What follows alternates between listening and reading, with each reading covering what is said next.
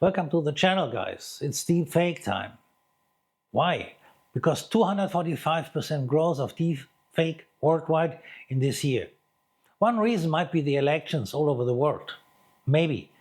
Look at SumSub Research, it's a great source, link included. There's a noticeable growth of deepfake incidents year over year in countries where elections are planned for 2024.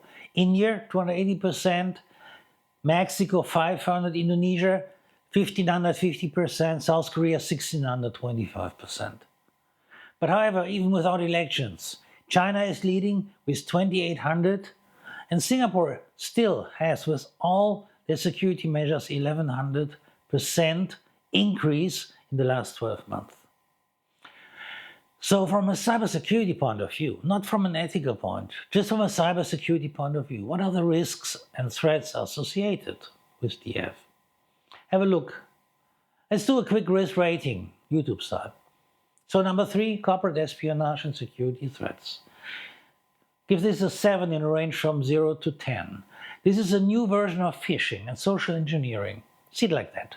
Supporting targeted attacks or corporate espionage, especially when it comes to deepfake voice attacks. Number 2, identity theft and fraud, with a rating of 8. Deepfakes are used to impersonate individuals for financial scams, and by mimicking a person's appearance and voice, deepfakes can facilitate identity theft, causing severe personal and financial damage. Advanced television, another link included. Well, at number 1, misinformation and disinformation, with a rating of 10 out of 10. Political manipulation. Deepfakes can be employed to spread false information, influencing elections and public opinion. And this can lead to social instability and to a general erosion of trust in digital media and communications. So let's make a deepfake now. Actually, it is a normal AI project. We have a data collection. That means we have to gather images and videos for both the source and target face. Target face? Well, this is DiCaprio on the Titanic, and the source is me when I want to replace me with him. I'm not sure if this is a good idea. However, we have a pre-processing phase. We have to detect and align faces in the collected data to ensure consistency. It's a pretty difficult thing if you have to do it on your own. Then we have to train the face swapping model using the pre-processed data to learn the mapping between source and target faces. And finally, the face swapping. Apply the trained model to generate face swapped images or video frames. And last not least, the post-processing. Blend and refine the swapping faces to ensure realism and seamless integration. If we talk about face swapping models are advanced algorithms and neural networks. Actually, it's an encoder-decoder architecture. The encoder compresses the input face image into a lower dimensional latent space, capturing essential features like facial structure and expression. The decoder reconstructs the face from the latent representation, but in the target's identity's appearance. 2 decoders are typically used, one for the source identity and one for the target identity. That gives us a few models which we can use. Autoencoders, generative adversarial networks, and variational autoencoders, VAEs. VAEs are often used for tasks requiring smooth interpolations between identities. Okay, this is all not that simple. There's a lot of legal apps available, from movie to social media. And guys, it is not a crime to do this. That's very important. So we have a lot of available tools, like the Deepface Lab. This provides a graphical interface that simplifies the process of creating deepfakes. Comes in with a pre-trained models that can be fine-tuned with relatively small amounts of additional data.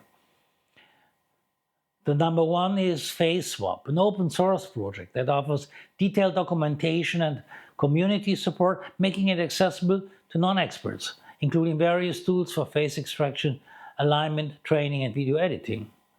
And we have our Terrify. This allows to create real-time deepfakes using webcams and video calls. And we have Roop, the shooting star. This is a one-click deepfake creator.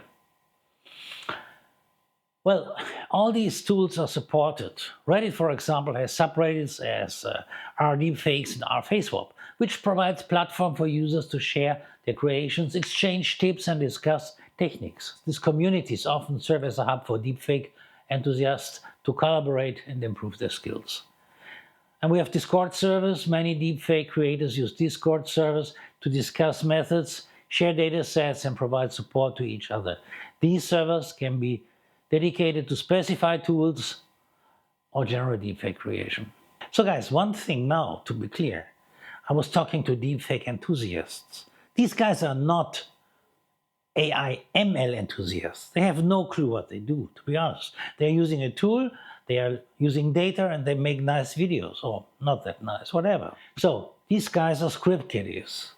Point and click without the knowledge, the deep knowledge of what they are really doing. This is done by the application. So be very careful. If we talk about experts here, we are not talking about AI ML experts. We are talking about guys, well, script kiddies. The average Joe script kiddie. So how much work is associated to this? If you have a consumer GPU setup, we talk about 10 to 14 days. If you have a high-end setup, 6 to 8 days for a 3-minute video. Can Joe script kiddie create a DF? Answer is yes. For high-quality deepfakes, extensive and diverse datasets are crucial. Hundreds to thousands of images and several minutes of video footage for both the substitute person and the original person provide the best result. However, a basic deepfake can still be created with less data, so the quality and realism may be noticeably lower. The more data you have, the better the model can learn and replicate the unique features and behaviors of the individuals involved. That means a simple deepfake is a bit like the first phishing scams. Yes, you can see a deepfake if you really look on it. With some training and a bit skepticism, you will recognize a deepfake from a homemade source.